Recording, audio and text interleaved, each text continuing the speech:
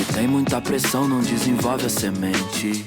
É a mesma coisa com a gente, que é pra ser gentil como flor é pra florir. Mas sem água, sol e tempo, que botão vai se abrir?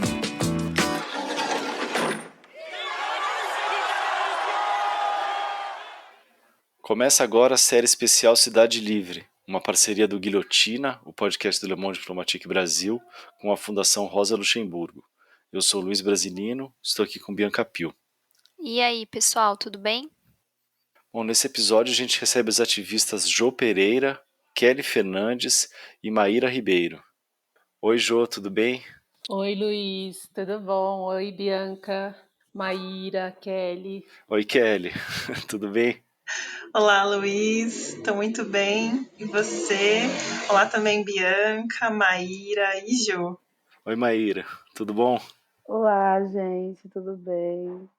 A Jô é graduada em Educação Física, especialista em arte integrativa, criadora e intérprete em dança contemporânea, arte educadora, treinadora física e desenvolvedora de projetos socioculturais em arte inclusiva e mobilidade ativa de bicicleta. Ela é diretora fundadora do Pedal na Quebrada, idealizadora do Mapa Pedal Afetivo e do Mapa Afetivo da Mobilidade Ativa e atual diretora-geral do Ciclo Cidade, Bicycle Major SP e integrante da Rede Mobilidade Periferia Unifesp Zona Leste de São Paulo. Arquiteta e urbanista, a Kelly é especialista em economia urbana e gestão pública. De acordo com ela, seu trabalho é construir narrativas para evidenciar os efeitos das facilidades e dificuldades da mobilidade no desenvolvimento urbano e na distribuição das atividades e dos grupos sociais no território. A Maíra é diretora executiva da organização social Amalgamar, psicóloga e ativista da Uniafro Brasil. Essa temporada da Cidade Livre está sendo toda baseada no livro Mobilidade Antirracista, publicado pela Fundação Rosa Luxemburgo e pela Autonomia Literária. E as convidadas desse episódio são autoras, cada uma delas de um artigo do livro. A Jô escreveu o texto Mobilidade, Território, Gênero e Raça, Corpo Político no Combate ao Racismo. A Kelly é autora de Também é pelo transporte que uma mulher negra não consegue chegar aonde ela quer. Perspectiva interseccional sobre lógicas a que o sistema de transporte da cidade de São Paulo está sujeito. E a Maíra escreveu Ser Mulher Negra no Transporte Coletivo. Nossa ideia hoje é promover um diálogo entre essas mulheres negras, então mudamos um pouco o formato do episódio. Em vez de pergunta, nós selecionamos alguns trechos dos artigos delas e pedimos que elas comentem. Então vamos lá. Kelly Fernandes. A segregação pode estar em uma lei, a exemplo dos regimes do apartheid na África do Sul e nos Estados Unidos, ou ser promovida por meio de empecilhos à inserção socioeconômica, fazendo com que determinado grupo não tenha as mesmas condições de ascensão econômica, de acesso à justiça, à seguridade social e aos bens públicos essenciais. Então, quando a gente está falando de mobilidade urbana, sobre transporte público coletivo, é sempre bom tocar nesse ponto, porque quando o acesso ao sistema de transporte público é negado, quando o acesso à mobilidade em uma infraestrutura com qualidade, com boas condições, com acessibilidade é negado, quando as distâncias são enormes, cada vez maiores e difíceis de serem rompidas, e romper essas distâncias é o custo de estar em ambientes lotados, ambientes em que as pessoas, os corpos estão sujeitos à violência, em que muitas vezes eles não são bem-vindos. É muito importante a gente falar disso quando a gente está falando de segregação social e segregação racial. Muitas vezes elas caminham juntas. Eu citei esses eventos históricos que aconteceram nesses dois países, mas no Brasil também houveram leis que cercearam o acesso das pessoas negras, por exemplo, à terra. Existiu a Lei de Terras de 1850, que ela restringiu o acesso à terra a faixas econômicas, a pessoas com acesso à educação, ou seja, essas pessoas não eram pessoas negras, porque essas pessoas elas estavam vindo de um regime brutal de violência, de escravidão.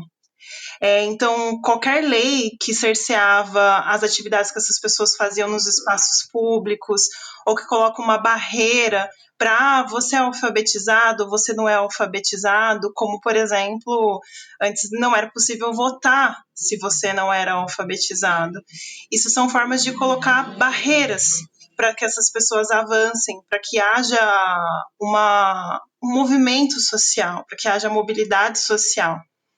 E isso acontece também hoje, porque quando você sabe, porque é um dado, não está escondido em nenhum lugar, a gente olha para dados do censo e a gente rapidamente verifica que os bairros periféricos, os municípios que estão nas franjas das regiões metropolitanas, que estão mais distantes das oportunidades que a gente fala, né?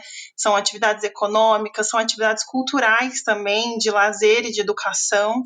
Essas pessoas estão longe, essas pessoas estão morando nesses bairros que são distantes, que foram impedidos de se desenvolverem economicamente, socialmente, numa dinâmica predatória que algumas pessoas chamam esses bairros de bairros dormitório, que eu acho uma nomenclatura que reduz muito esses bairros, essas áreas, porque tira delas toda aquela pujança econômica, social, cultural e religiosa, todas essas dimensões, e coloca apenas esse olhar de essas pessoas acordam, elas vão trabalhar e no final do dia elas voltam.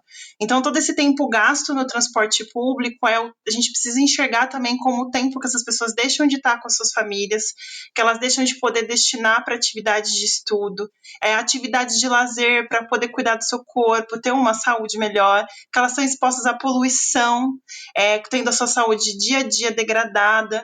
Então, a gente precisa olhar para esses eventos históricos, mas também olhar hoje para as relações e as questões contemporâneas, descortinando isso, que nem sempre está na lei. Às vezes a gente vai admitindo alguns padrões que no final eles têm desdobramentos tão perversos quanto esses.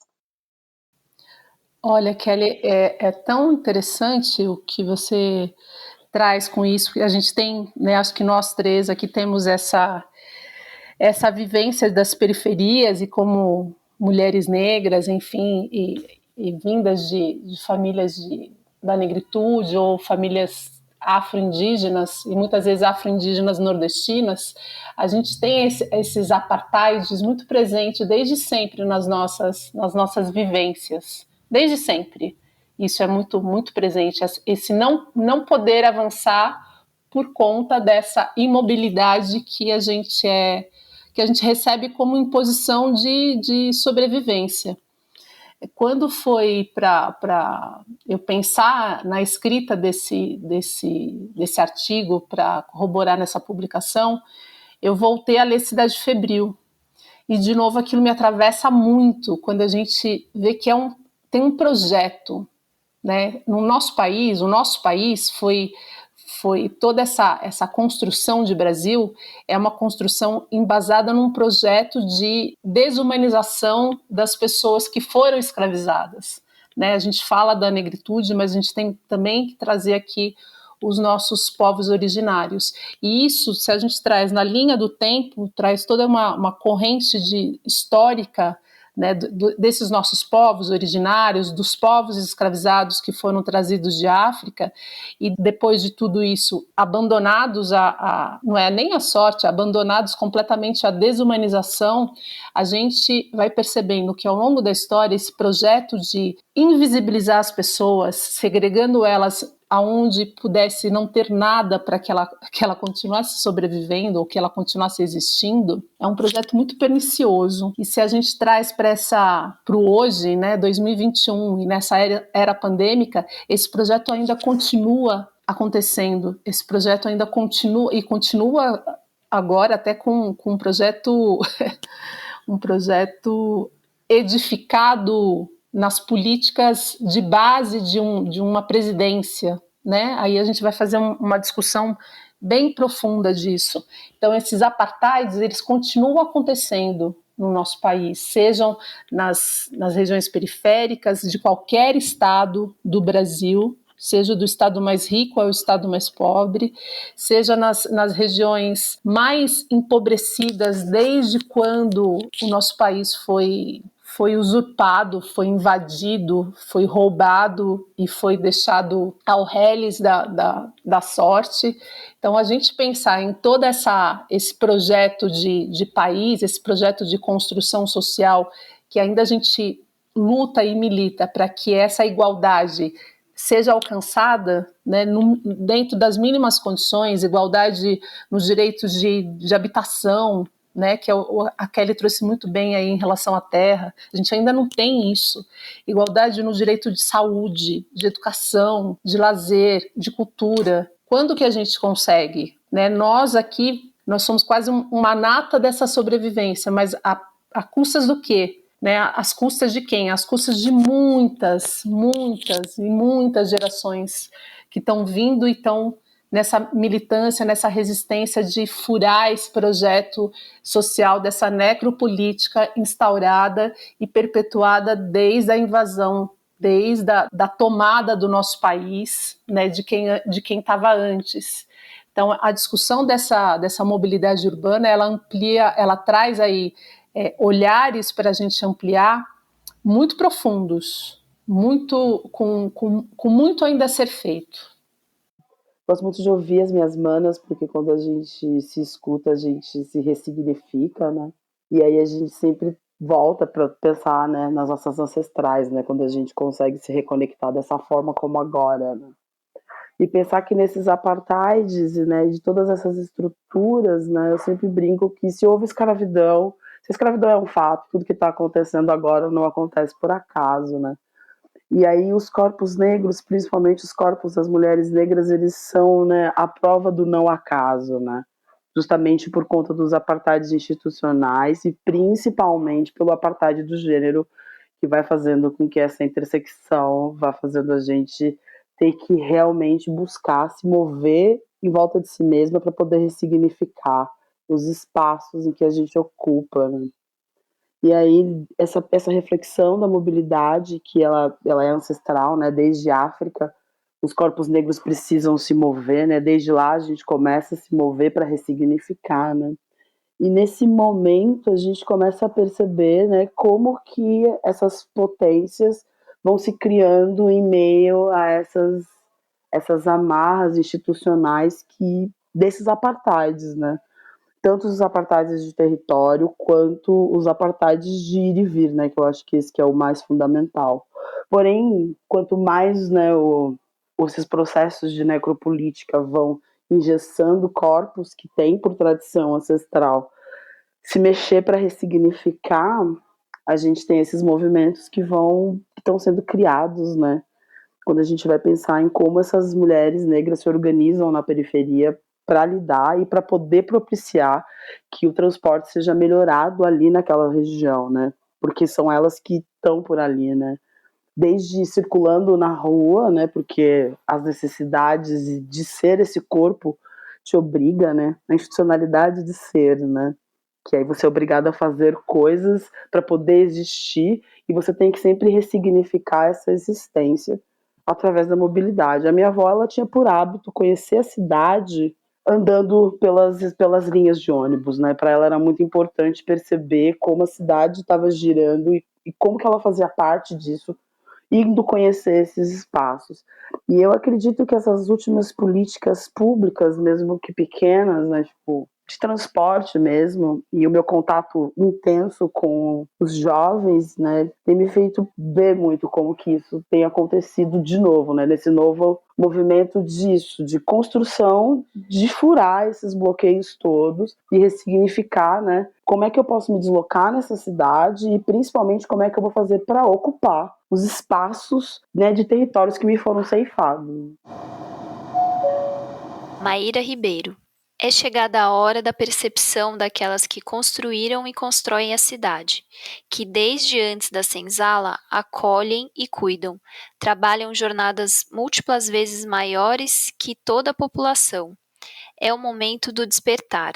Tiramos como exemplo a viabilização do transporte das mulheres negras das periferias da Grande São Paulo, que tem nos modais públicos a única forma de alcançar e obter uma fonte de renda, conciliando a família, o trabalho e o gerenciamento da sua comunidade, conhecidas muitas vezes por esquecerem de si. O momento de lembrar de si é este, todo dia e para sempre. Eu acho que é bem importante lembrar que eu sou psicóloga, então eu acho que a minha maneira sempre de perceber as coisas, ela vai sempre me jogar para esse lugar do ser mesmo, principalmente em sendo uma mulher negra, onde a subjetividade e a possibilidade de ser, ela é negada todos os dias, 24 horas por dia. E eu acho que eu acho que muito do que eu trago no texto são as vivências que eu venho tendo, né, com o trabalho de base, porque o trabalho de base ele propicia que você experiencie, né, o genocídio, né, da população negra ali, né, diariamente, basicamente, e todo dia você é obrigada a produzir, pensar formas de que para que esse corpo não morra, né, e que ele consiga se ressignificar. E essa experiência mesmo que eu tive foi com as mulheres na cidade de Tiradentes, né, foram elas me contando a história daquele território, enquanto a gente fazia um curso com elas de ensinando feminismo negro para elas. E elas que foram, né, me mostrando e me contando como é que foi que elas construíram e como é que elas trouxeram o transporte ali para aquela região, como que elas se organizavam para vender coisas ali em torno ali do terminal, como que aquilo foi virando aquilo, como cada uma educou os filhos, cuidou e tudo mais, assim. Então são sempre nessas trocas que eu acabei sempre, né, escrevendo. Assim como as minhas alunas, mulheres trans, negras, que estão tendo que ocupar essa cidade através de políticas públicas como Transcidadania, que faz com que elas passem a experienciar o transporte ou só depois que elas conseguem uma cidadania que o Estado, né, concede para elas. Porque antes era inviável, né? Não, enquanto elas estão na situação de rua, elas não têm acesso ao transporte de maneira alguma. Assim como os meus alunos do núcleo que tem que pular a catraca para conseguir participar das aulas. Porque o núcleo fica na região da Luz, então todos eles pulam a catraca para poder participar da aula e tudo aquilo que aqueles seguranças fazem ali com eles. Assim. Então a gente tem uma ligação muito. Eu estou sempre em contato com como que essa mobilidade tem acontecido. Atualmente eles estão com a demanda de serem barques courier, que é isso da uberização do trabalho, através também de ocupar a cidade através de mobilidade. Então eles trabalham com bicicleta e muitos têm se ferido muito e ganhando muito pouco para realizar isso. E acho que é isso, né? Que eu acabo pensando mais sobre esses pontos atualmente. Mas é que eu tô pensando em tanta coisa. Eu gosto muito dessa troca com as manas, porque eu fico sempre muito reflexiva, né? De como a gente sempre acaba fazendo uma a outra pensar. Queria comentar umas coisas sobre o que a Maíra trouxe, que eu acho que são muito importantes. Que acho que a gente precisa fazer algumas perguntas, né? E mais do que fazer sozinhos e sozinhas, é fazer com que essas sejam perguntas de toda a sociedade, né? Das pessoas, dos gestores públicos, das pessoas que estão tomando decisão por aí. Porque quando a gente decide ter uma política de financiamento, né, do transporte público coletivo extremamente injusta, em que eu determino o custo do transporte pela quantidade de pessoas que passam pela catraca, que eu digo que o poder público não vai destinar recurso para o transporte ficar mais barato ou para custear a tarifa das pessoas, porque isso não é prioridade frente a outras prioridades. Ou quando eu me recuso a incluir na gestão do sistema políticas que entendem essas necessidades da população do jeito mais específico, e olhar para como é uma rotina de uma mulher de periferia, olhar para como é uma rotina de uma mulher negra de periferia, que tem um filho, que tem 2 filhos, para uma mulher trans. Eu me recuso a olhar para esse universo para eu mudar o jeito de planejar o sistema de transporte, para eu mudar o jeito que eu opero o sistema de transporte, para que essas pessoas se sintam acolhidas. Tipo, qual é o impacto disso? Qual é a dimensão disso? É uma dimensão muito perversa. porque sim, as mulheres negras, elas são a maioria no transporte público coletivo.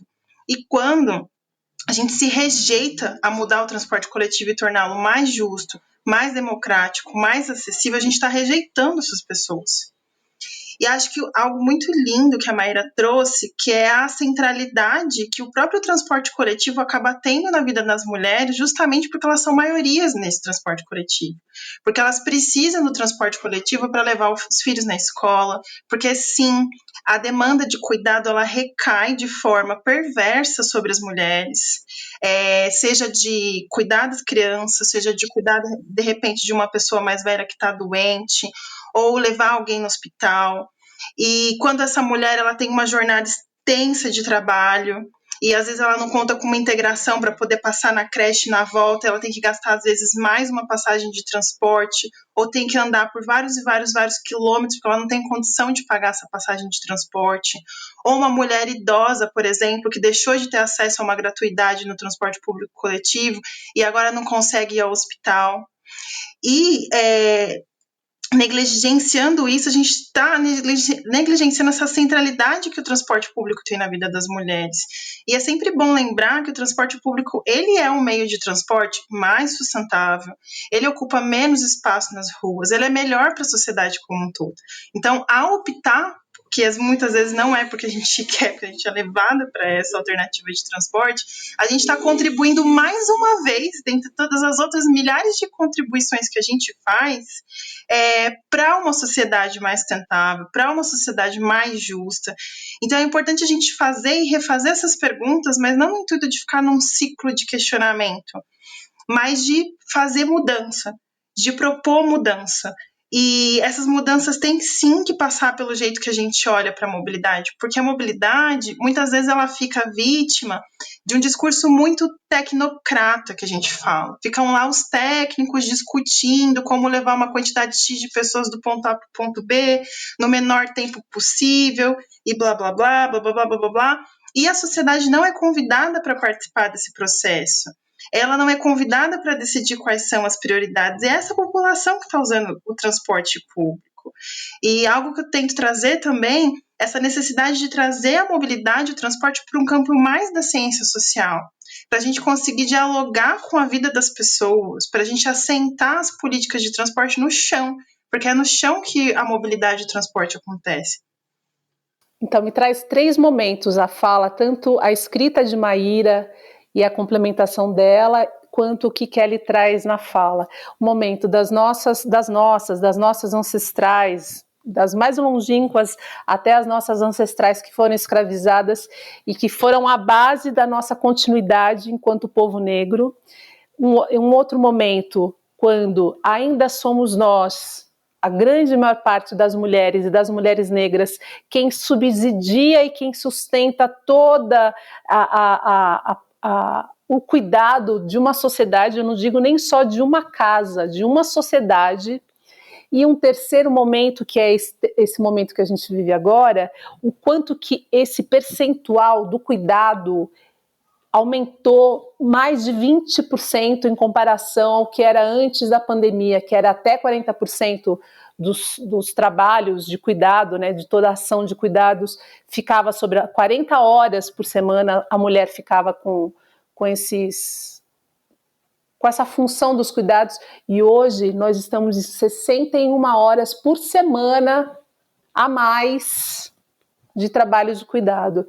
E aí o que eu vou linkando com tudo isso é pensar, lá atrás, quando teve-se a tal da lei da abolição, que na verdade foi a lei mais uma lei completamente falácia em relação ao povo negro, onde as mulheres negras que se submeteram, porque não é que elas escolheram, que se submeteram a continuar nas casas grandes para continuar dando ali alguma subsistência para aqueles que foram expulsos, né, que foram simplesmente largados à mercê da própria sorte, da própria vida, e que isso já intensificava naquele trabalho, que era o trabalho dentro das casas grandes e o trabalho fora, quando elas cozinhavam para fora e iam para as ruas vender essa comida e essa maneira de transporte, essa maneira de mobilidade era o a pé.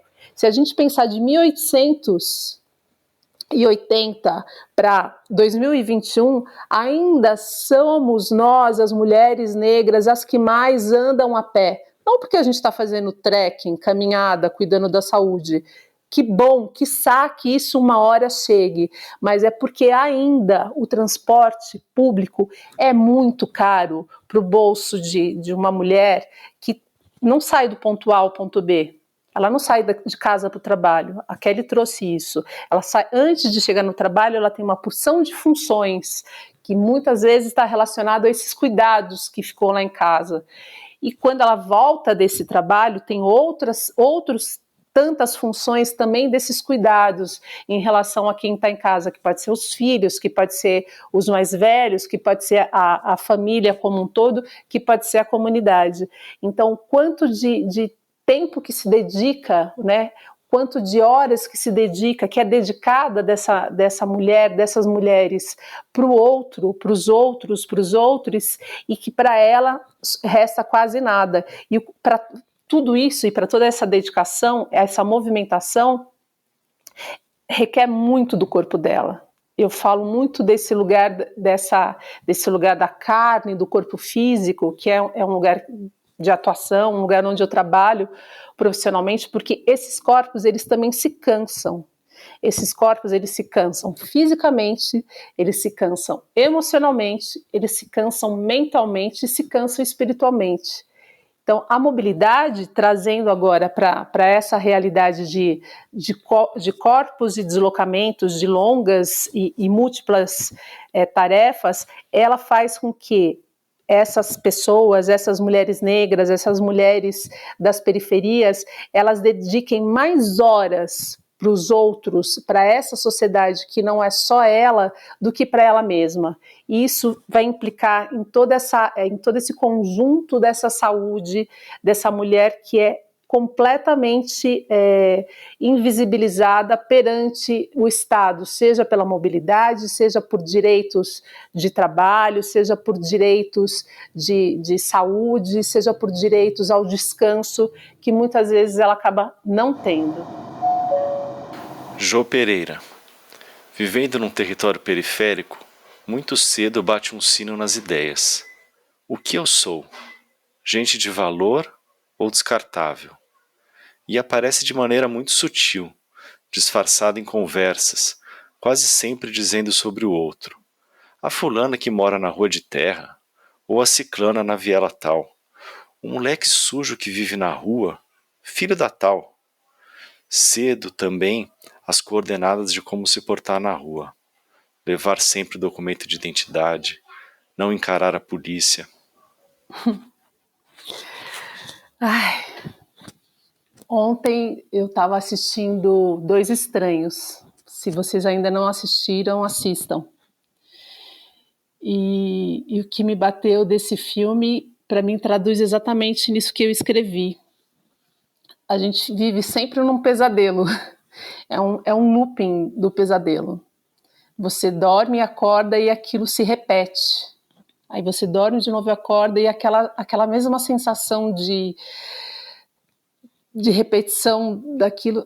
Ah, será que é comigo? Será que sou eu? Será que se repete? Então, quando eu trouxe isso, eu lembrei muito lá da minha vivência na Quebrada, na Vila Santa Catarina, que é a zona sul aqui de São Paulo, que ainda hoje, mesmo com tudo que foi se construído ali na Vila Santa Catarina, ainda é tido como um lugar da quebrada, por mais que tenha prédios luxuosos e vários equipamentos públicos, ainda é tido como um lugar da quebrada. E você, quando você mora na quebrada, é quase como se você não tivesse nome e sobrenome. Você só é a pessoa que mora na rua tal, ou é a pessoa da viela tal, ou a pessoa da filho do tal, ou enfim, não te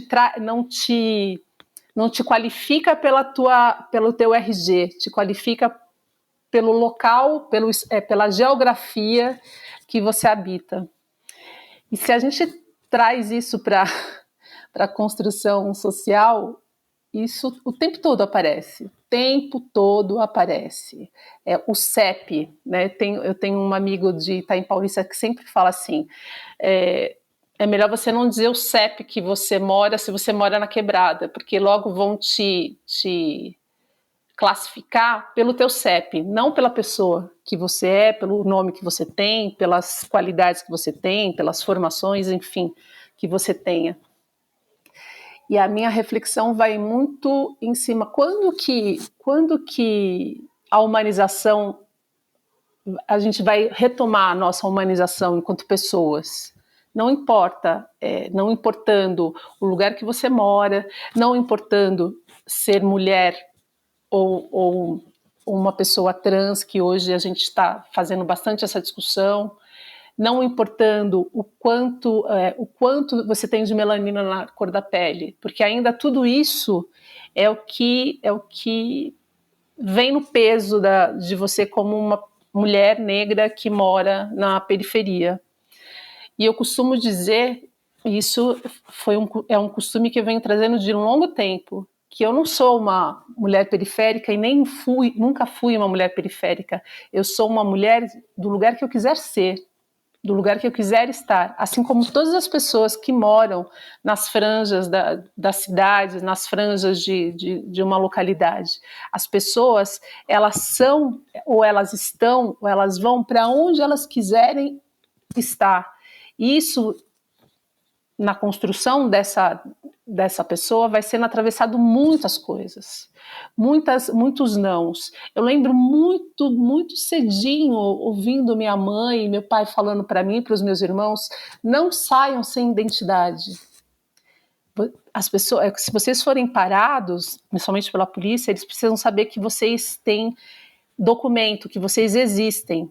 E saiam com o endereço de casa, saiam com um comprovante de residência, tinha isso também. Então, uma conta de luz, uma conta de água. Eu não entendia, realmente eu não conseguia compreender, não tinha dimensão daquele cuidado da minha mãe. Eu achava que era uma coisa extrema, achava que era algo, nossa, por que ela está fazendo isso? Até o dia que o meu irmão, na porta de casa, foi parado por 3 policiais, mandado, né, fazer aquela geral, e eu dentro de casa, no portão de casa, dizendo: olha, ele é meu irmão, ele está entrando dentro da nossa casa. Não, aí ele tirou o documento, mas até provar que ele era uma pessoa que morava naquela casa, que pertencia àquela família, foi muito, e aquilo me atravessou muito. Esse é um momento de vivência na quebrada que me atravessou muito e que me atravessa todas as vezes que eu vejo a juventude, principalmente os jovens negros sendo abordados pela polícia. Nunca são corpos que não sejam suspeitos, sempre são suspeitos para a polícia. E por que isso? Porque ainda os corpos negros são desumanizados, são desqualificados enquanto pessoas. Ainda são vistos como operacionais, ainda são vistos como chão para ser pisado, ainda são vistos como base de uma pirâmide. E isso não é real. Isso não é real. Somos, enquanto pessoas, enquanto povo negro, enquanto cultura negra, um povo com muita história, um povo muito aguerrido de foco, um povo de resistência. Então isso me emociona muito, assim, falar sobre isso é como se eu estivesse vivendo isso agora. E a minha militância, o meu ativismo, a minha luta dentro da mobilidade é para que a gente elimine isso, que a gente cada vez tenha mais ferramentas de humanizar as pessoas em seus territórios. Não importa o quão distante isso é do centro, de humanizar as pessoas pelo seu gênero, de humanizar as pessoas pela sua cor. Temos muitas qualificações, não importa se é mais acadêmicos ou menos acadêmicos, somos pessoas que estamos em avanço, que estamos em busca. A gente, em nenhum momento, o povo negro ficou parado esperando salvação de alguém, ficou esperando que alguém viesse e resolvesse o tempo todo, desde sempre. A gente está aí na resistência e na ressignificação e na luta de continuar seguindo. Acho que Jo trouxe uma coisa muito importante.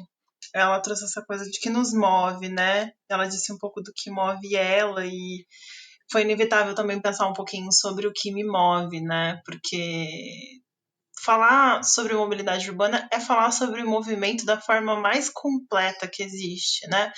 Porque muitas vezes as pessoas associam isso só a ir de um lugar para o outro, assim, chegar ou não chegar, mas tem muita coisa, né?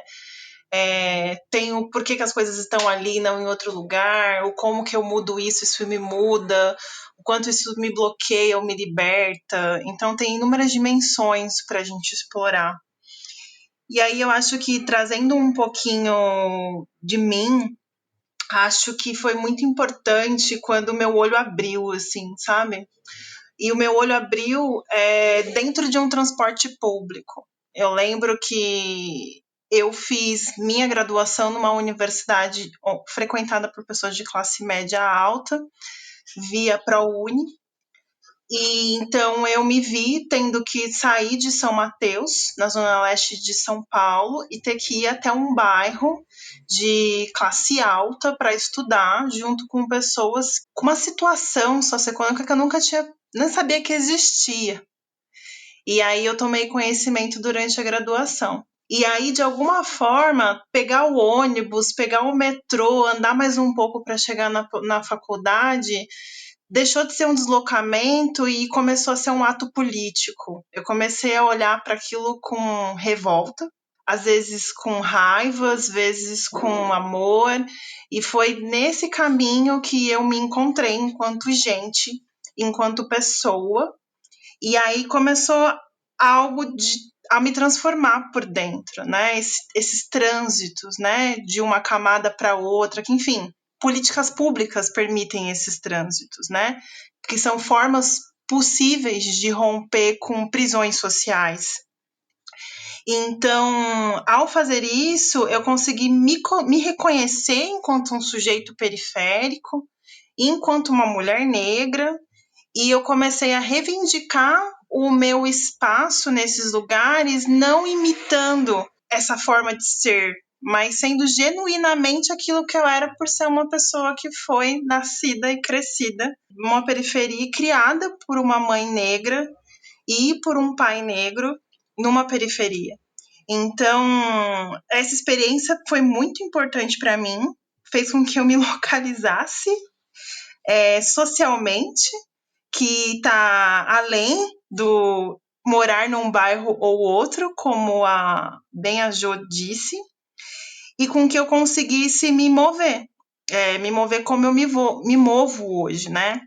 Profissionalmente, na militância e etc. Então, eu acho que a gente se encontrar no meio disso tudo, dessas mobilidades, desses trânsitos, desses territórios que se entrelaçam, se impedem, é muito importante para a gente poder romper, por bem ou por mal, esses círculos viciosos que nos aprisionam.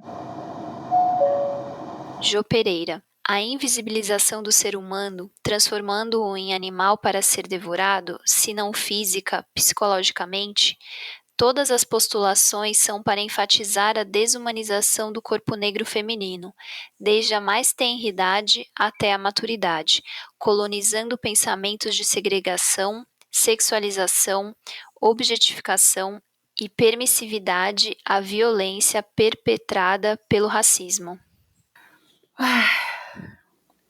Eu lembro sempre de um exemplo de criança, quando tinham as menininhas branquinhas, de cabelos enroladinhos, cachinhos dourados, que eu ouvia, e sempre tratada como assim, é um mandinho.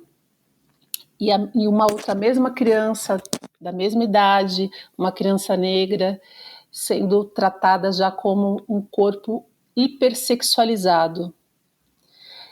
E eu lembro quando eu vi isso pela primeira vez, eu já era um pouco mais velha, já era uma adolescente, eu entendi parte do que era esse tal racismo, que desde sempre os corpos femininos negros, eles são desumanizados, eles são objetificados, eles são colocados como hipersensualizados ou hipersexualizados e são tirados desse lugar do humano ou do divinal e levados para o lugar da carne.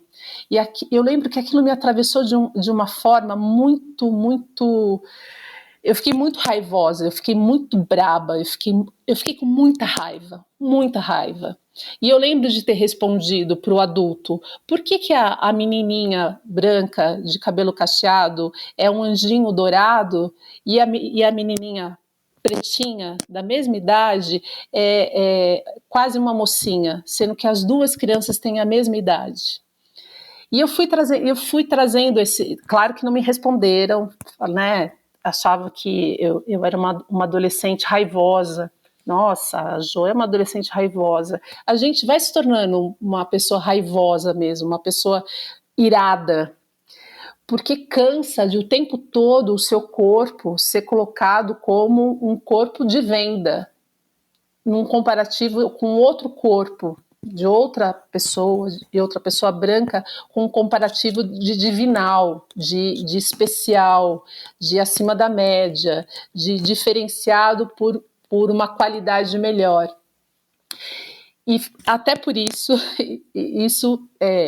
atravessou bastante a minha escolha profissional, de estudar educação física, de me formar em dança, porque eu não queria continuar, eu não queria que isso continuasse acontecendo, e não quero que isso continue acontecendo com os nossos corpos negros, com os nossos corpos femininos negros, sempre colocados como um lugar do objeto, do utilizável, do descartável, de não qualidade. E quando... falar disso sempre atravessa demais, assim, não importa qual é o tempo, porque isso atravessa o nosso mais íntimo, né, o nosso psicológico. Hoje eu tenho uma filha de 12 anos, e o tempo todo eu trago ela em alerta que ela é uma pessoa, ela não é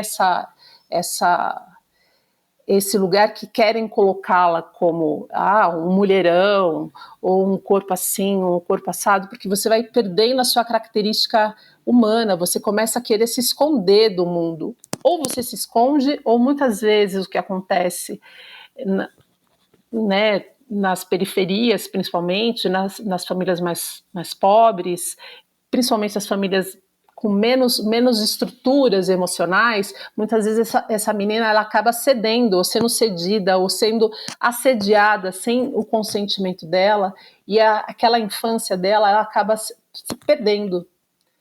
Muito cedo ela é obrigada a descobrir aquilo que ainda o corpo físico, nem o corpo mental está preparado para se desenvolver.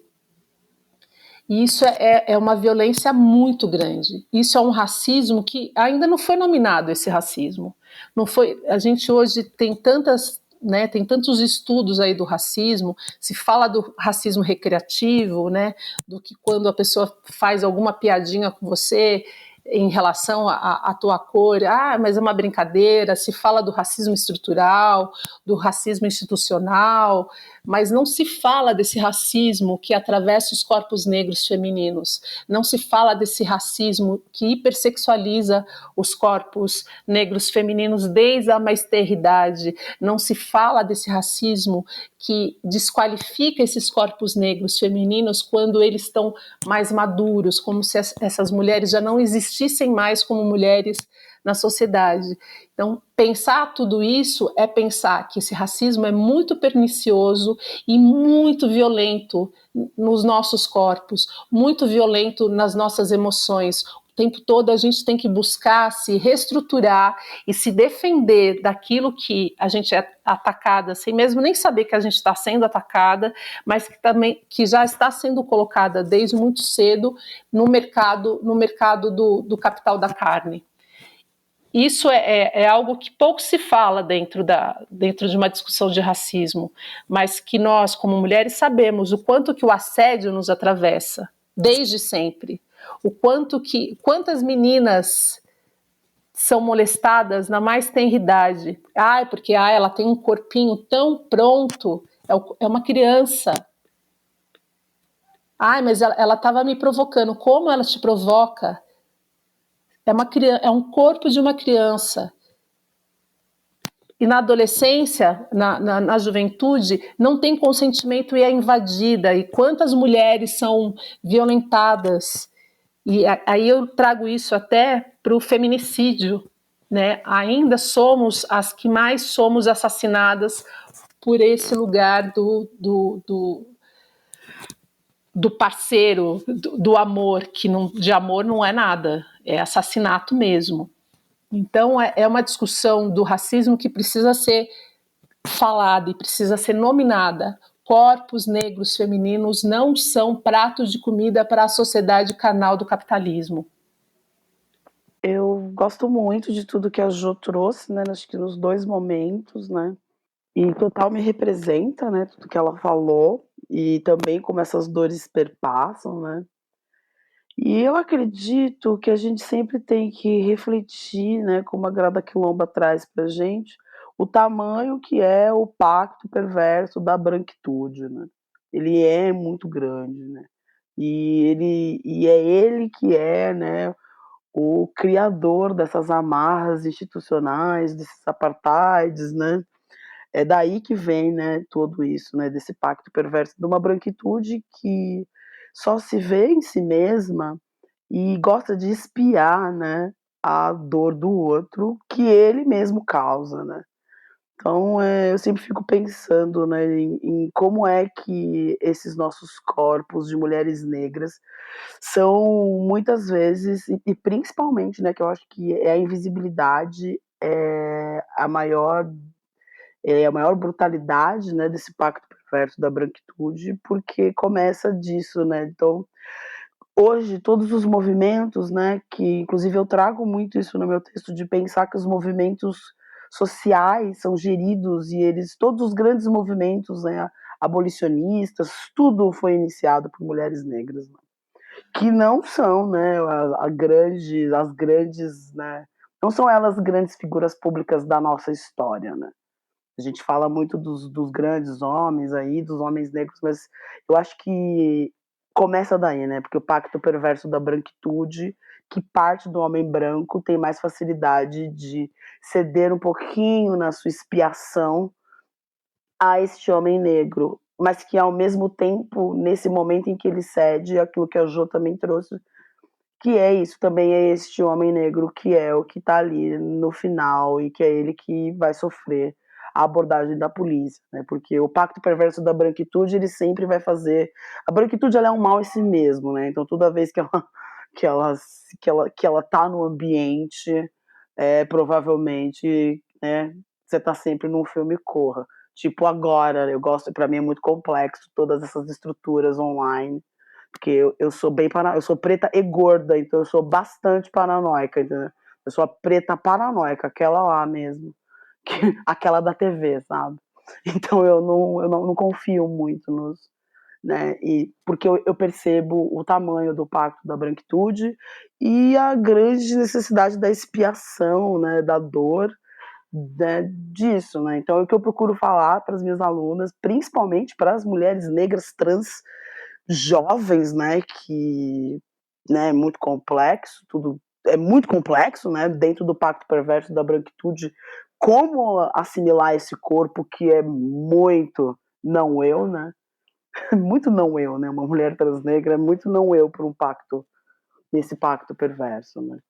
Então é importante sempre que a gente eu sempre procuro fortalecê-las no seguinte sentido, como a Kelly falou sobre a filha e tudo mais, é sempre lembrar de que você é uma pessoa e que você tá aqui e que você existe e principalmente, né, que essa resiliência toda que você é obrigado a ter para resistir, né, de ser o invisível do invisível do invisível, né, porque a mulher negra ela é outra do outro do outro, justamente por conta do pacto perverso que a branquitude tem.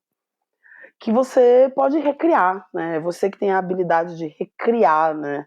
E produzir, né? O que, de novo, pode solucionar alguma coisa aí para o mundo, porque aí a gente segue revolucionando, né? Não importa, né?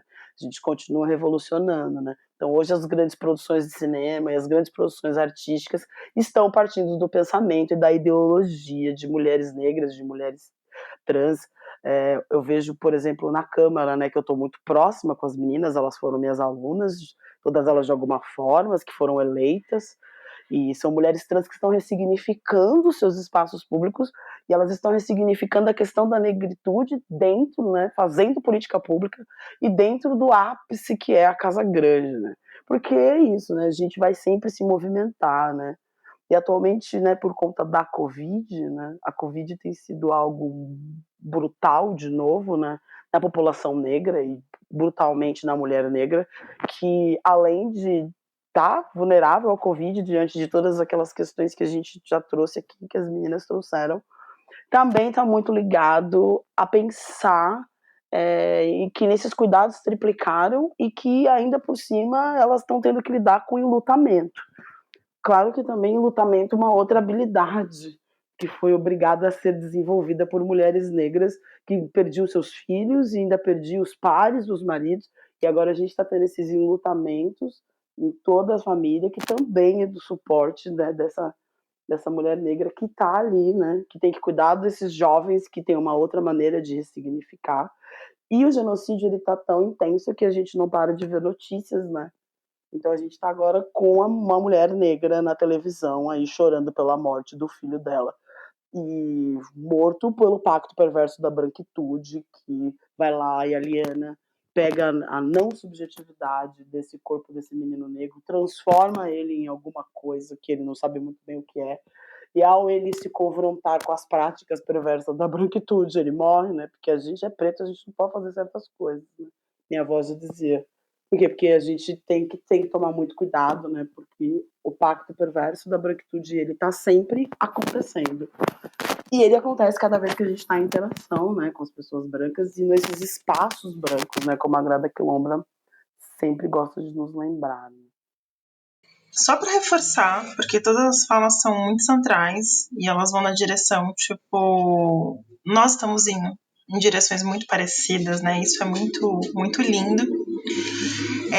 Mas, enquanto eu redigi o capítulo, eu tive contato, né, com um trabalho, né, acadêmico do Danilo França, que chama Segregação Racial em São Paulo, residências, redes pessoais e trajetórias urbanas de negros e brancos no século XXI. E esse trabalho foi muito importante para mim, porque ele me fez pensar sobre os meus aprendizados, né, técnicos em relação à mobilidade de transporte. Porque ele abriu os meus olhos para o fato de que os pesquisadores que têm, tipo, as grandes bibliografias utilizadas para a gente conversar sobre segregação e mobilidade, transporte, território, etc., eles não tratam da questão de raça. E aí isso leva a gente para olhar que não existem dados sobre raça e mobilidade urbana e mobilidade de transporte no Brasil, quase de forma geral. Então, a gente não sabe como é a mobilidade das pessoas negras. Então, nós não conseguimos saber como essa mobilidade é afetada pela violência pública, como essa mobilidade é afetada pelo preço da tarifa, como essa mobilidade é afetada pelas questões de distância e entre outras múltiplas questões. E também abriu os meus olhos para um fator de que quando as pessoas negras elas conseguem algum tipo de mobilidade social, ainda assim, esses espaços brancos, como a Maíra trouxe, eles se colocam. Eles chegam em algumas conclusões no sentido de que quando uma pessoa negra ela possui recursos para comprar um apartamento, alugar um apartamento numa região mais bem servida de infraestrutura, que tradicionalmente, historicamente, são as regiões mais centrais, essas pessoas elas evitam espaços que tenham uma maioria de pessoas brancas, principalmente de classe média alta. Primeiro porque elas não se sentem bem-vindas nesses territórios que são cheios de recursos públicos que foram colocados ali para torná-los acessíveis, para torná-los fáceis de chegar, fáceis de transitar e seguros. E elas procuram outros bairros onde existe uma diversidade maior de pessoas em questões raciais, ou em outras questões, e também elas tendem a ficar próximas dos bairros onde nasceram e onde estão as suas famílias e as suas redes de cuidado, de amizade, etc., para conseguir fazer essa manutenção dessa rede pessoal. Então, mesmo quando há mobilidade de classe ou mobilidade de renda, como qualquer uma pessoa quiser adotar, a mobilidade das pessoas negras, física, ela continua sendo perpassada pelo racismo. Kelly Fernandes. Um sistema de ônibus da capital paulista daria facilmente 74 voltas ao redor da Terra em um dia, sendo o maior da América Latina, em número de linhas e em quantidade de passageiros transportados. Mas nem sempre tivemos toda essa quantidade de ônibus circulando por aí. Dependendo de quantos passos damos para trás na história, os ônibus nem eram tão importantes, pois o protagonismo dos bondes e dos trens era maior. Então, por que os ônibus tornaram-se tão importantes? Um dos meus subtítulos dentro do capítulo chama Os ônibus estão para as periferias, assim como os galhos estão para as folhas de uma árvore. E eu usei esse subtítulo porque quando a gente olha para São Paulo, tá? Que é o território que eu analiso no livro, a gente percebe que esse crescimento horizontal da cidade, né, que a gente também chama de mancha urbana, ele foi, no princípio, ele estava condicionado. Então, eu não conseguia morar onde eu não conseguisse chegar, onde não fosse possível eu me locomover para o meu local de trabalho, sabendo que essa dinâmica casa-trabalho, ela é muito forte, né, nas nossas vidas, da forma como nós nos organizamos hoje. E aí, essa primeira expansão, ela foi em torno do sistema de trens. Quando os trens começaram a receber pessoas, o entorno das estações de trem, que hoje, operam serviços, por exemplo, da CPTM, Serviços Metropolitanos de Transporte, ao entorno delas foi sendo povoado de pessoas. Então, a distância limite era até onde o trem podia levá-las, alcançá-las. E aí o entorno dessas estações de trem, ele foi crescendo, né? Foi crescendo esses núcleos urbanos em torno dessas estações. E só que em algum momento ficou meio difícil você andar até a estação de trem, porque o transporte a pé ali não conseguia dar conta. E já havia um princípio de rodoviarismo, né, na cidade, a chegada do carro, dos ônibus, etc. Mas, no princípio, como a gente está acostumado, o poder público não olhou para essas pessoas. Porque essas pessoas eram operários, eram pessoas subempregadas nas áreas mais centrais, eram pessoas que trabalhavam em atividades, algumas agrícolas, um pouco às vezes mais distantes de onde elas moravam. São Paulo também estava tendo um processo muito pujante de urbanização por conta da industrialização, e o governo virou as costas para essas pessoas. Assim como o poder privado virou as costas para essas pessoas. Elas estavam interessadas na mão de obra, mas não onde essa mão de obra ia morar, como essa mão de obra ia comer, porque não era gente, né? Era mão de obra.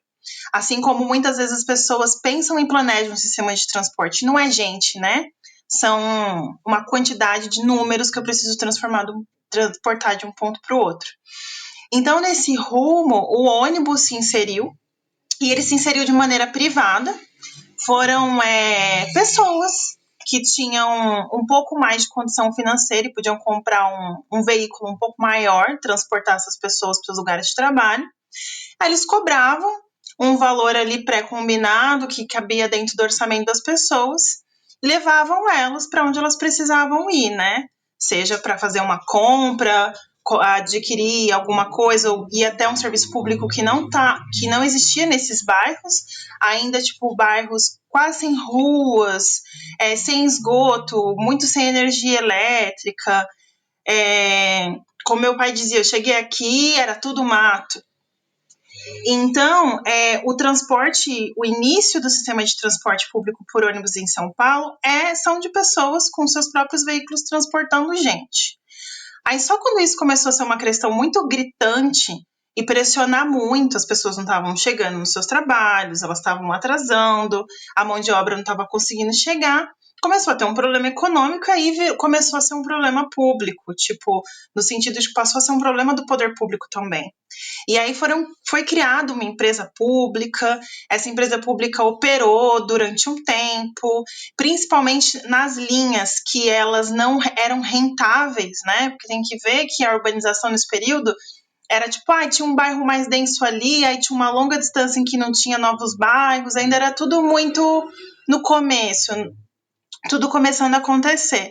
Então, essas linhas menos rentáveis, elas eram operadas pela empresa pública, né, no caso CMTC, e aí, com o tempo,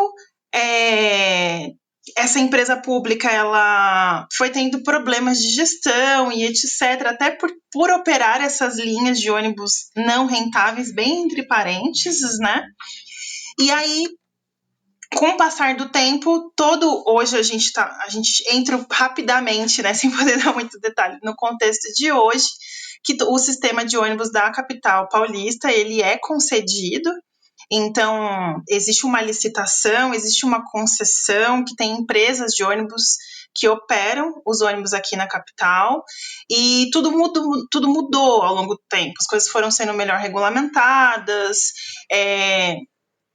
as coisas foram sendo melhor planejadas. No entanto, por mais que a gente reconheça alguns avanços, quando a gente para, sei lá, da Radial Leste para pegar um ônibus no horário de pico, e na pandemia essa condição permanece, nós vemos que não foi suficiente. E que o ônibus está cheio, as pessoas estão apertadas na porta, estão se machucando, então não é suficiente. E o transporte coletivo, ele continuou nesse caminho dessa lógica de transporte para trabalhar. Então, não é transporte para você viver a cidade, não é transporte para você se divertir, não é transporte para você cuidar da sua saúde, ele é um transporte para você trabalhar. Para aquela quantidade de pessoas chegar nos seus respectivos trabalhos, né? E então, quando você olha, mesmo para a oferta do sistema de transporte, as periferias não se conversam. Então, hoje, você demora mais tempo para sair de um bairro na Zona Leste para ir para outro bairro da Zona Leste do que você demoraria para ir para o centro. E é importante a gente entender que transporte e desenvolvimento urbano estão ali um andando do lado do outro. Porque passou uma linha de transporte ali, surge um comércio, surge uma barraquinha, um comerciante, aí abre uma loja, e aquilo ali vai virando uma centralidade aos poucos, junto com outras milhões de coisas acontecendo. Então, a própria conformação do serviço de transporte, do sistema de transporte, né? Prefiro não usar essa palavra serviço, porque entendo que transporte é um direito, faz com que haja um empecilho para que esses locais se desenvolvam. E eu gosto até de ampliar essa palavra transporte, comecei muito falando de ônibus, mas é transporte também, o transporte a pé, o transporte sobre bicicleta e outros meios de transporte que a gente tende a qualificar como sustentáveis, né? Que são aqueles mais coletivos, que são aqueles ativos, que as pessoas conseguem incluir na sua rotina sem fazer de grandes esforços financeiros e econômicos, e que promove com que elas se encontrem nos espaços públicos e que elas construam cidade, porque mobilidade é sobre isso também, é sobre construir cidade. E aí, admitindo que os bairros periféricos são os bairros onde a maioria da população negra reside, é onde essa população está, tudo isso está o tempo todo perpassado pela questão racial. A Kelly dá uma aula pra gente, né? Escutar a Kelly é parar e só escutar, assim, só ouvir, só se deliciar com toda essa historicidade que ela traz de uma maneira tão, tão orgânica. Ah, Kelly, como eu te amo, como eu amo te escutar. Amo te escutar, amo. E o que eu só acrescentaria dentro disso é não esquecer nunca que a mobilidade ativa ainda é, para a maior parte das pessoas que moram nas periferias, o meio que elas mais usam juntamente com o transporte público. Ainda o andar a pé e ainda o andar de bicicleta somam-se ao se transportar com o transporte público, que cada vez menos tem atuado nos intrabairros e cada vez mais fazendo só trajetos muito longos, que é onde se consegue colocar mais pessoas dentro desses transportes. Então, essa discussão da mobilidade, ela tem que ser sempre trazida com esse olhar dessa mobilidade ativa que sempre aconteceu e continua acontecendo, e em tempos de era coronavírus, isso tem acontecido ainda mais, porque de alguma maneira essas pessoas elas precisam se preservar, porque elas não estão em home office, elas não recebem, não atuam, não desenvolvem trabalhos onde o home office possa ser essa chance. Então, o transporte público ainda é a maneira que as pessoas, principalmente das franjas da cidade, mais se deslocam, juntamente com andar a pé, juntamente com se deslocar de bicicleta. Maíra Ribeiro. Nos últimos anos, as mulheres negras estão organizando e formando o que chamamos de feminismo negro comunitário, interseccional, decolonial e também com o movimento de lacração e empoderamento. Esses movimentos têm como único grande vetor a ocupação da cidade e, com isso, a mobilização volta a ser pauta para nós. Eu acho que esse trecho ele fala exatamente da minha experiência direta, né, atualmente, né, com com os jovens, né, de estar ali com a juventude e com as mulheres negras que estão vindo, assim. E também da minha experiência com a Marcha das Mulheres Negras também, que foi algo que foi muito, muito forte para mim. E entendendo isso como um reencontro mesmo comigo e com as demais, né? E perceber a força desses movimentos. Eu tentei juntar, né, de uma maneira que eu conseguisse pontuar vários aspectos onde a mulher negra que ela é expoente nisso, né? Seja na mídia, seja na arte, seja, como eu falei, na política pública e tudo mais, porque são esses movimentos que são onde a mulher negra é protagonista e tem nesse momento pautado de forma interessante e peculiar uma narrativa, né, que vem acontecendo agora, como agora em relação à Covid, né, e esse debate do trabalho e do transporte público, né? Eu acho que fica muito forte nesse momento tudo que a Kelly trouxe, de pensar que nesse momento é isso, um trabalho muito forte e como a classe média ela é extremamente escravocrata, ela precisa muito, né, que essas pessoas vão até o trabalho e com isso elas ficam expostas ao vírus, né? De uma maneira muito forte, sem que as empresas de ônibus, que agora, da maneira como elas se configuram também, visando lucro, também não conseguem muito dar conta disso, né?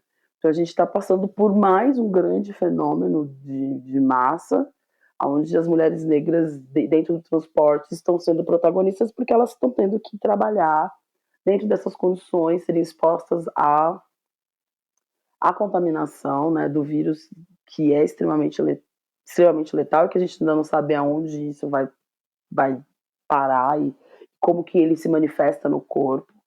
E mais uma vez a gente pensa em como isso está conectado com esse genocídio, que ele é sistêmico, que no final acaba juntando muito tudo que nós aqui acabamos falando, né, desde a invisibilidade, desde o apartheid, e como isso vai reverberar. A gente não sabe ainda, porque a gente está no meio do furacão, onde as pessoas estão indo trabalhar, né, e ficando a maior parte do tempo nessa aglomeração dentro do ônibus, porque tem que trabalhar, porque né, elas não fazem o home office. A gente vê como que esses reflexos você, mas a gente já sabe que não é bom. Hoje mesmo a gente já teve algumas pessoas pedindo ajuda para a Uniafro por conta de estarem sem energia elétrica. também decorrência da Covid e da pandemia e de como esse lastro vai estar atingindo de novo, né, essa população e, evidentemente, a mulher negra que está ali, né, sempre na frente de tudo isso, assim. Por isso que eu gosto sempre de reafirmar, né, toda vez que eu vou falar a respeito, sempre falar de como das soluções, né, e como a gente pode seguir a partir disso, né, porque eu acredito que existe muito de uma expiação da branquitude sobre os aspectos, sobre um enviesar as narrativas através, né, da tristeza e do tadinha delas. E eu acredito que não que seja o contrário de que somos muito fortes, mas pelo contrário, né? Eu costumo dizer que sou mulher negra e bastante mimada, sou até gordinha por conta disso. Não sou muito guerreira, não. Mas eu acredito que é importante que a gente prevaleça sempre pensar em soluções e no brilhantismo de cada uma das que a gente acaba desenvolvendo diante de tudo isso, porque esse é o maior ato de resistência, né? E contar sobre as nossas práticas de resistência é que perpetua a nossa história, desde as nossas ancestrais até o momento presente. Eu sempre costumo pensar que ser um corpo dissidente, principalmente mulher negra, me dá a oportunidade de poder fazer o futuro no presente. Como agora, né? De reencontrar essas minhas irmãs só por voz e me sentir renovada e pronta para tudo que eu vou ter que fazer essa semana aí com todo mundo. Sobre a nossa luta, né? Porque ela não para.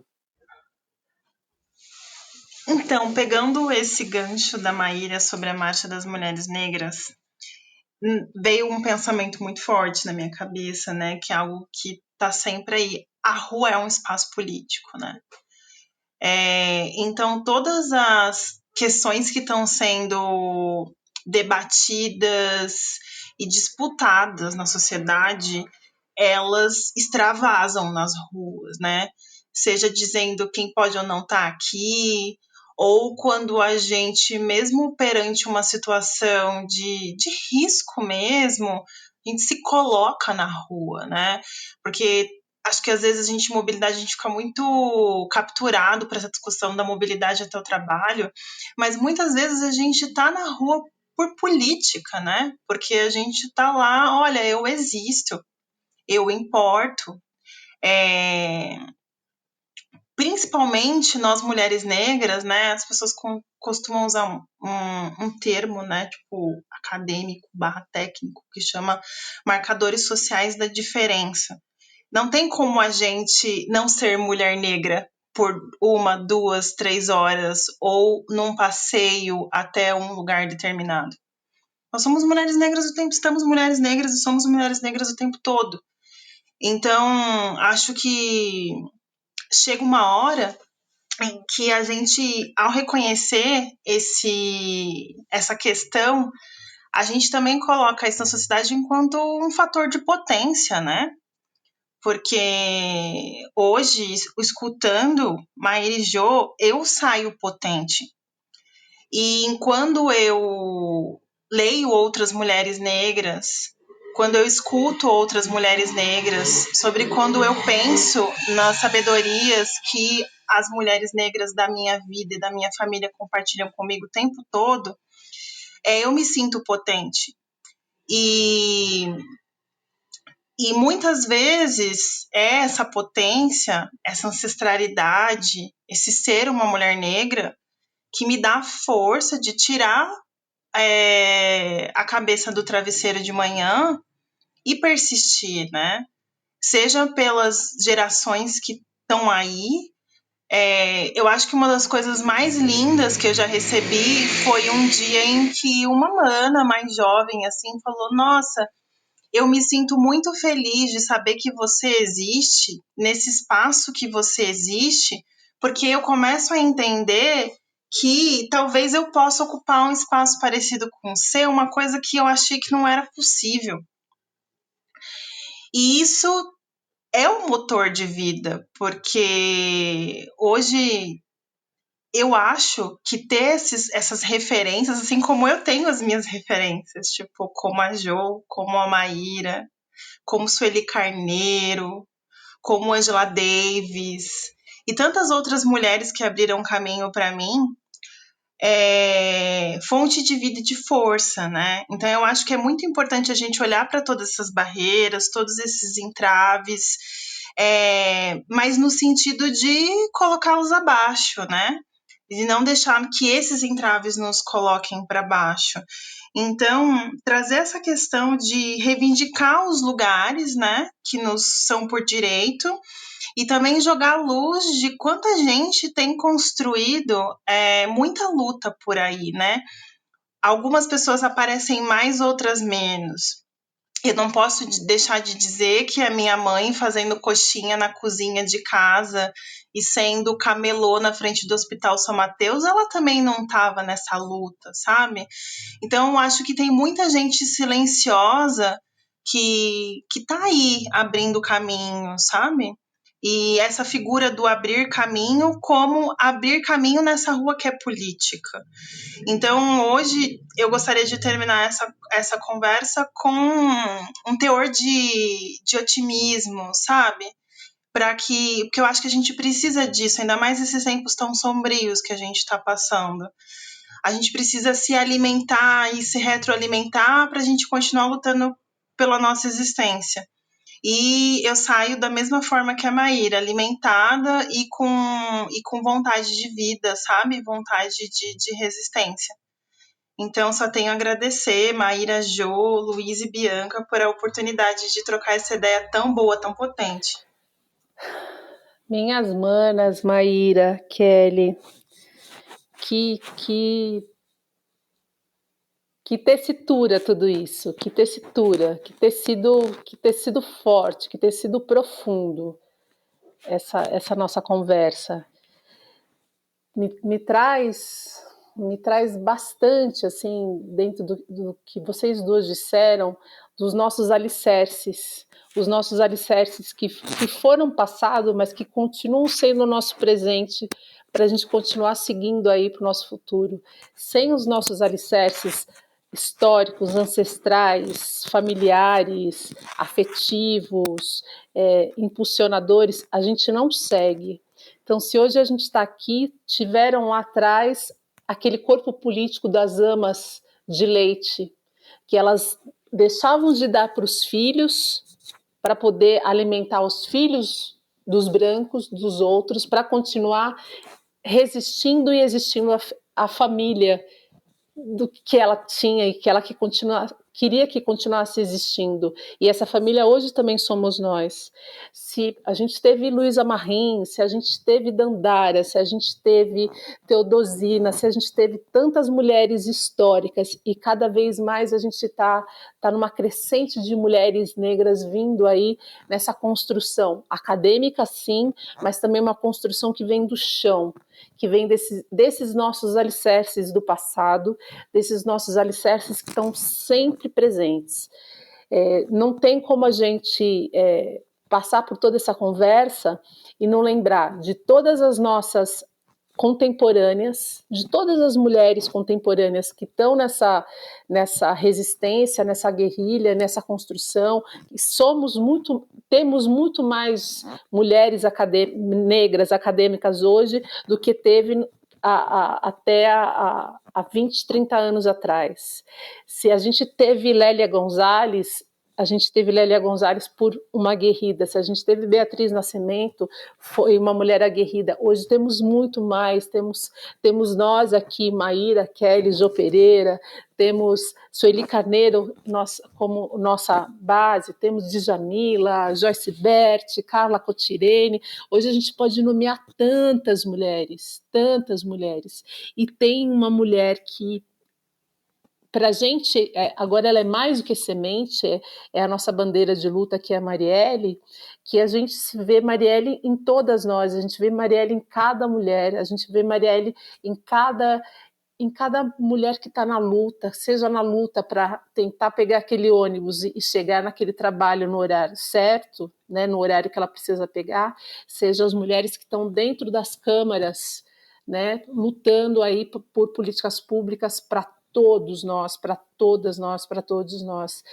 Marielle faz um marco histórico, social, que ainda a gente precisa derramar o sangue para poder que as nossas sementes se espalhem. A gente não precisa, mas é assim que eles fazem com a gente.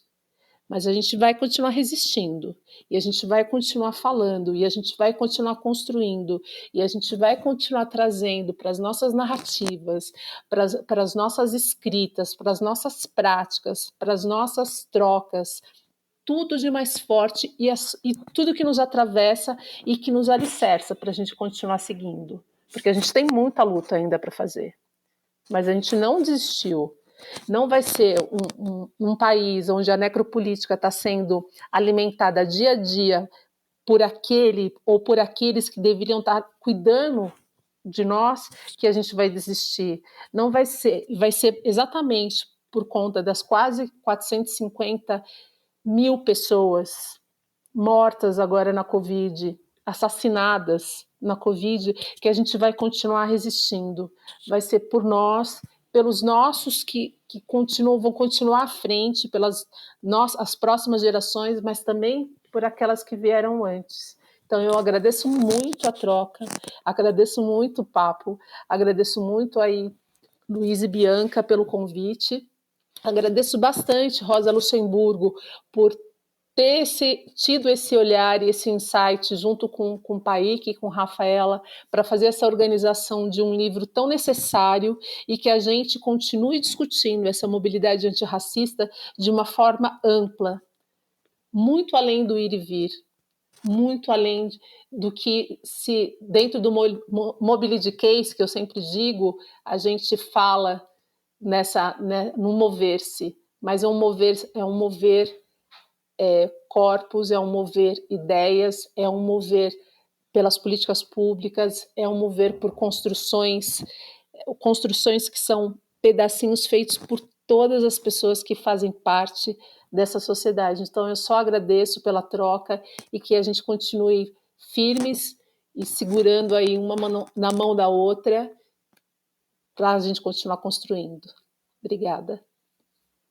Bom, é isso, pessoal. Chegamos ao final do 4º episódio da 2ª temporada da série especial Cidade Livre, uma parceria do Le Monde Diplomatique Brasil com a Fundação Rosa Luxemburgo. Este episódio teve a produção, o roteiro e a apresentação de Bianca Pio e Luiz Brasilino e a edição de Débora Pio. Voltamos na próxima sexta.